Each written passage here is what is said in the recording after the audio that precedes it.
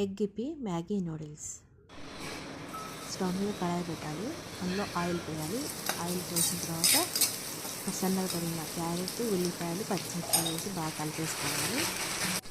అది వేగేలోపు మనం ఉడికించిన నీళ్ళలో మ్యాగీ వేసి కొద్దిసేపు వేగనీయాలి, 90% ఉడకనియాలి.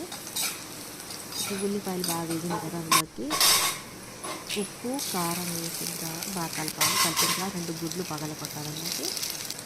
ఆ 2 గుడ్లను బాగా వేగేదాకా బాగా కలిపేసుకోవాలి. బాగా కలిపిన తర్వాత అందులోకి మ్యాగీ మసాలా వేయాలి, 2 ప్యాకెట్లు వేసి బాగా కలిపేసుకోవాలి. ఇప్పుడు మ్యాగీ ఉడికింది కదండి, ఆ మ్యాగీని తీసి ఈ గిన్నెలో వేసుకోవాలి. వేసిన తర్వాత మొత్తం కలిపేసుకోవాలి. మొత్తం మ్యాగీ ఎగ్ బాగా కలిసేలా కలిపేసుకుంటే స్టవ్ బంద్ చేయడం అంతేనండి.